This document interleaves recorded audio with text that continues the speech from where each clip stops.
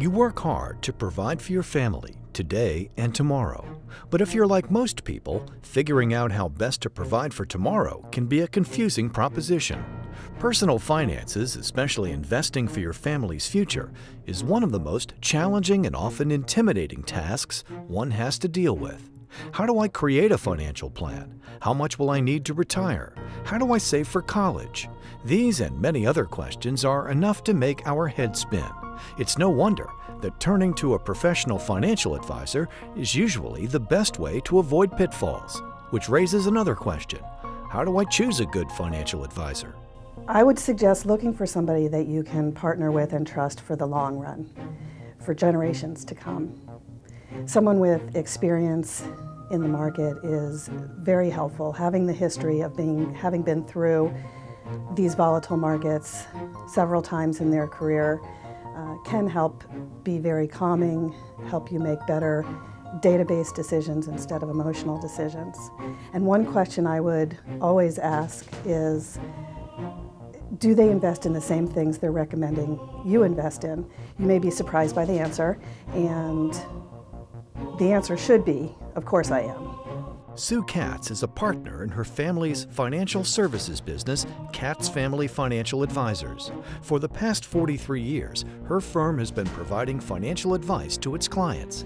Today, Sue's focus is on the families she serves to help them reach their financial goals by answering for them those all-important questions.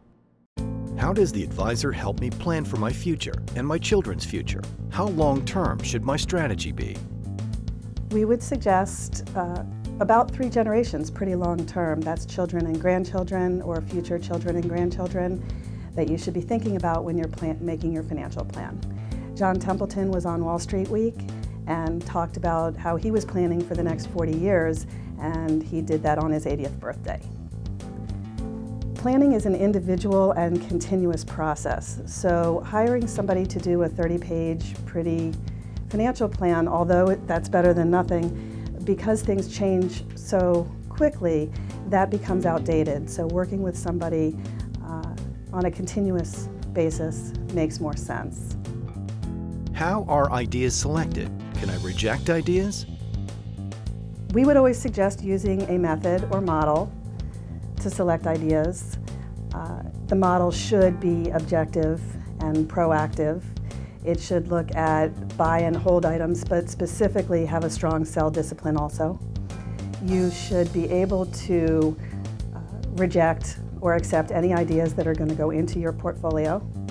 And when you're using one financial advisor, which we would suggest, you limit the amount of duplication in your portfolio. Often people select more than one financial advisor feeling that they're getting diversification. In fact, what's often the case is they're duplicating investments, and in the industry the term is diversification. And again, the long-term caution that there is no such thing as get rich quick. How do I evaluate products being sold to me? I think the key question to ask is, if I want my money back in 30 days and the market is flat, how much can I get back out of the investment? This is a key question that gets at commissions, fees, redemption costs, and how much liquidity or liquidity risk is involved in the product. And if there's someone else in the room besides your advisor selling the product, it might be a caution that it's a complicated product, and complicated is not necessarily better. What types of services are offered? There's a trend in the industry to have financial advisors working with CPAs, estate planning attorneys, and insurance brokers all in the same office. We believe you need these financial professionals, but we would suggest that you hire those independently to make sure that the sole benefit of the advice that you're getting is you, the client. What are the biggest problems I should look out for? There are conflicts of interest in this industry and any other industry, and being aware of them is sometimes the best you can do. For example, if you have a 401k at work and it has a matching program, almost every advisor would tell you to save there first. That's a conflict of interest for the advisor because there's less savings for them. Another issue is fiduciary responsibility. You're really looking for somebody whose first fiduciary responsibility is to you, the client. And depending on the type of advisor in the industry, sometimes their first responsibility has to be to their employer. That's a legal requirement. So you're really looking for somebody whose first responsibility is to you, the client. The issue in Madoff's case was not having a separate custodian from your financial advisor. You should always have a separate custodian that you can always confirm has your assets in hand, separate from your financial advisor. What are reasonable fees? Low fees are reasonable.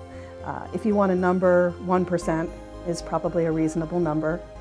The thing to be careful of is that 1% that you would pay on assets to an advisor does not include fees associated with securities that you may be purchasing. So you want the fees to be transparent. You always want to ask. And if you're purchasing securities that may also have fees associated with them, you need to ask that question also. What type of communications should I expect to receive?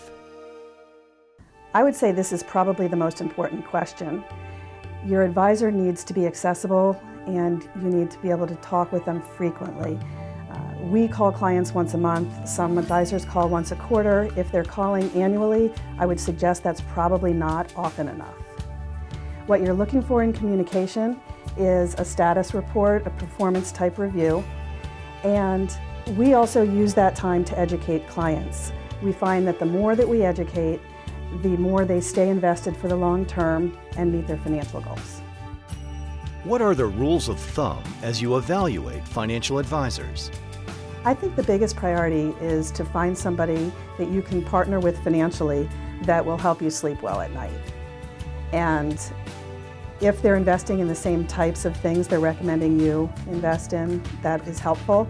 If they're working with you on an individualized and continuous plan over time, and as they educate along the way, they will help you stay with a long-term plan and meet your financial goals. Katz Family Financial Advisors believes the best investment you can make in your financial future is knowledge. Katz Family Financial Advisors advises families using their proprietary financial model with a high degree of personal interaction and alignment of interests. They partner with your family for generations of financial health. To learn more, visit katzfamilyfinancial.com.